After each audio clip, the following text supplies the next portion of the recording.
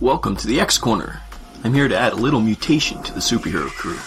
I'll be covering the X comics for the week of December 6th, 2017.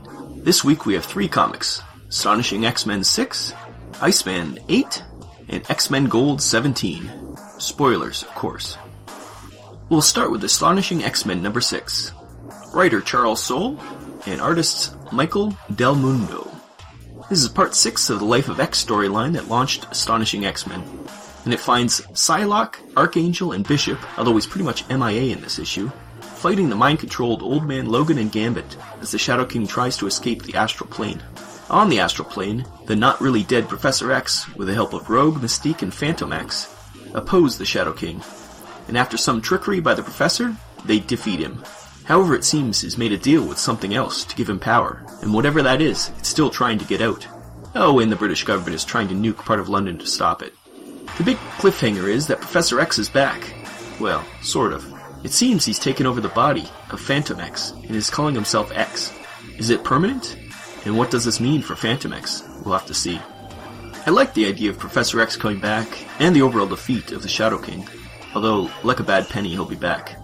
I'm not a big fan of the Shadow King, never have been. But, yeah, the storyline so far has been okay. Archangel dive-bombing the recently unpossessed Logan and Gambit was a bit of levity. That was fun to add to the comic. I'm also glad to see Professor X back. However, we'll have to see if I stay happy about how he came back. Unfortunately, I have quite a few dislikes on this one. The art, while being good, is not my favorite style, and it's a little too overcolored and abstract at times. It reminds me of the 80s French comics, and I never liked that style. Also, the overuse of double-page panel layouts is a personal bugaboo. It used to be something special, but ever since the Ultimates, it seems to be a crutch to fill pages. Also, I find the narration to be too much. Show, don't tell, especially in a comic. But then again, the art wasn't conveying enough, so I guess I needed to know what the hell was going on. Lastly, not sure how I feel about Phantom X Professor X/X, but this is something that we'll have to wait to see how it plays out. I definitely don't want Phantom X to be gone with Professor X in his body. It's comics. Just create a portal to the astral plane and yank out Professor X, please. Overall, I'm curious to see where this is going, but maybe not so enthralled on how it's getting there. I still give it a 7 out of 10 though. Next is Iceman number 8. Sina Grace is the writer, hopefully I pronounce it right, and Robert Gill is the artist. So in this one, the old and young Icemen team up to fight their greatest foe, their parents. The Drakes are the prototypical parents who can't accept their son as A, a mutant, and now B, gay. They plan to nearly kidnap the younger Bobby to take him home, and in their words, raise him right this time. I think the writer is working out some issues here. In the end, the two Bobbies tell off their parents and decide to live their lives on their own terms. Also, Dakin is coming, it seems. Dakin? This comic rides the edge of being too quippy and edgy while telling a good story about a gay superhero's trials and tribulations. Luckily, it tends to stay on the good side of this line. Once in a while, it veers too far into the cheesy or preachy, but generally it's fun. The story starts off with the two Icemen fighting Pyro, pretty much ignoring him and discussing meeting their parents for dinner.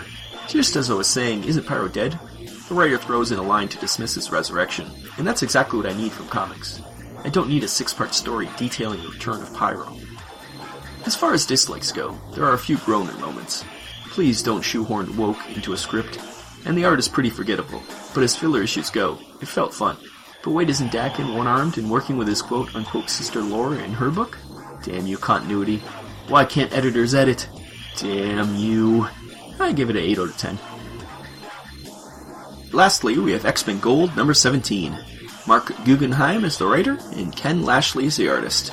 This is the second chapter of the Negative Zone War, and it finds Old Man Logan leading a team of X-Men into the Negative Zone to rescue Kitty Pryde and Nightcrawler, who were captured last issue. They end up in the middle of a battle, and seem to have themselves embroiled in a civil war in order to get their friends back.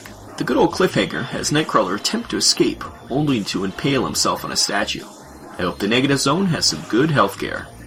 The thing I love about this series is the classic X-Men feel of it.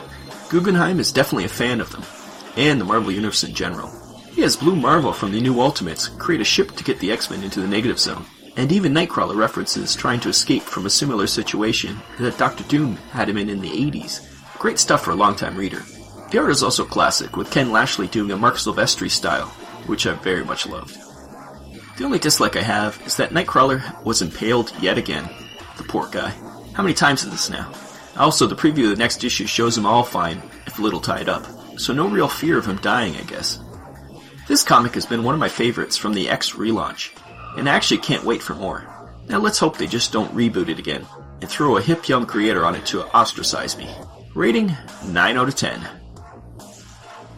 Well, that's it for this episode of the X Corner. Hope you enjoy. Read more X-Men books.